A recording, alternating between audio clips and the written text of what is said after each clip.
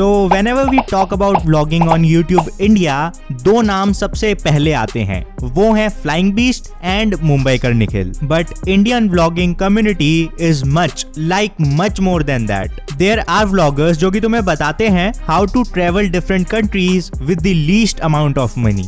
There are vloggers जो कि तुम्हें अपनी simple yet compelling everyday life दिखाते हैं. Dhruv Rathi Vlogs is another one who's currently focusing more on the European destinations and their scenic beauty. MSK is another famous Indian vlogger. इन सब में एक नाम मिसिंग है, ट्रैवलिंग देसी. If you know travelling देसी, great. If you don't, ये video तुम्हारे लिए बहुत इंटरेस्टिंग होने वाली है. इवन गजराज जी ने भी ट्रैवलिंग देसी को अप्रिशिएट किया है, तो यहाँ कुछ तो इंटरेस्टिंग जरूर है. So welcome to the channel analysis of Traveling Desi aka Mohit Manocha.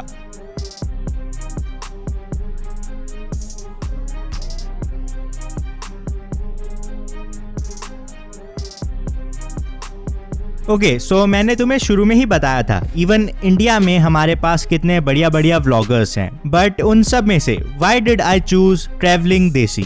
मतलब ट्रैवलिंग देसी ही क्यों? Why not someone else? इसके 3 मेन रीजंस हैं. 1, ट्रैवलिंग देसी से तुम बहुत कुछ सीख सकते हो, which I will discuss later in this video only. 2, he is unique. How? I will tell you. 3, his efforts. In this section, let's talk about point number 3. His efforts. So in last 4 weeks, that is around a month, Flying Beast, Mumbaikar Nikhil and Traveling Desi, इन तीनों ने more or less daily vlogging ही की है. In the last 4 weeks, Flying Beast uploaded 31 videos. Mumbaikar Nikhil uploaded 27 videos. And again, even Traveling Desi did 31 videos if we exclude his one live stream. So there's nothing special here. Like तीनों ने same number of videos ही तो बनाए हैं. Traveling Desi ने क्या अलग कर दिया? Let me explain. Again, the numbers 31, 27, 31 are delusional. C. A. I make one 20 minutes long video, or B. I make 2 10 minutes long video. Are not they equal quantitatively? Like अगर मैं एक 20 minute वाली video को 2 parts में divide कर दूं, A becomes the same as B, right?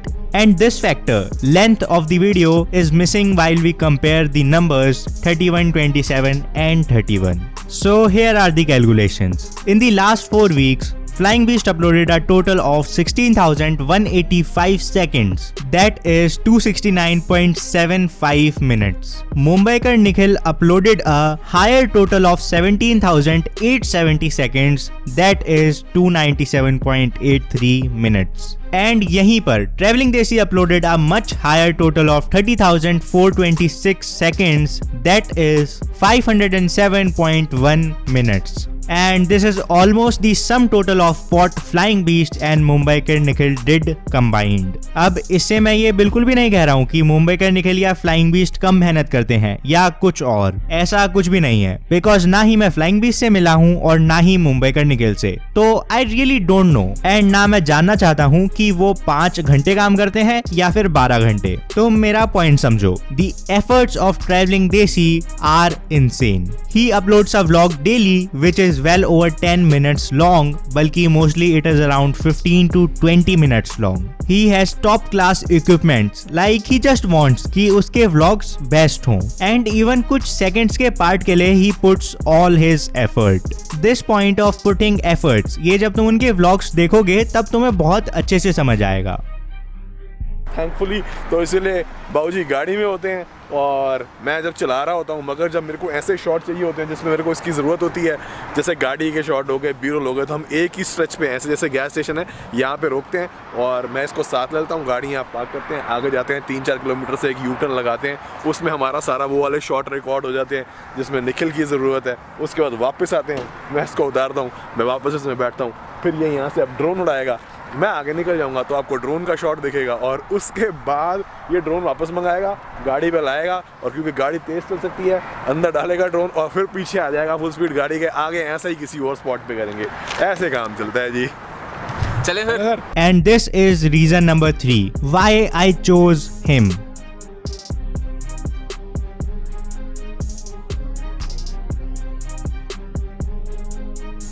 So my second point was that he is unique. But how?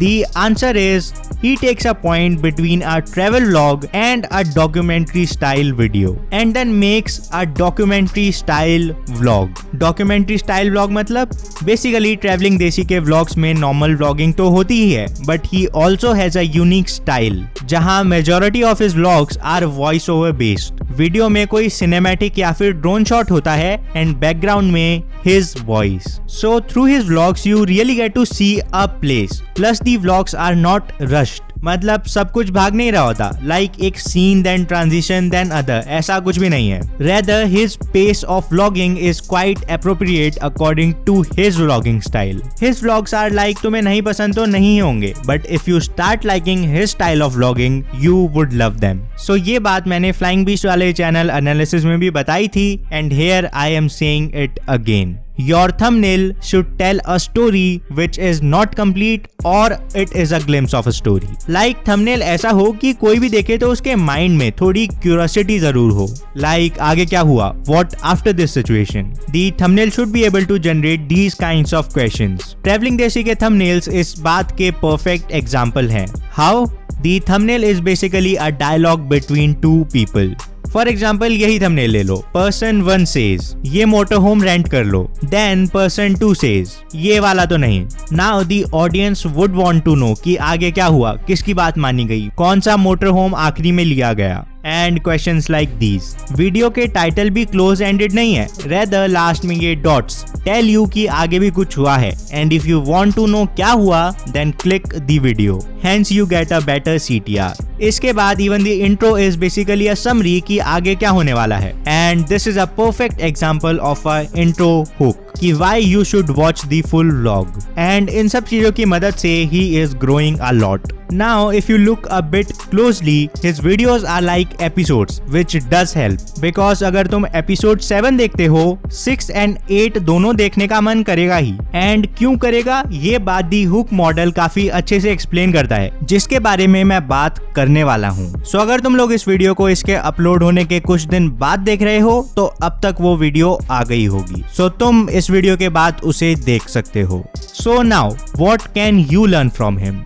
Hard work, trying to be unique, and above all, taking risks.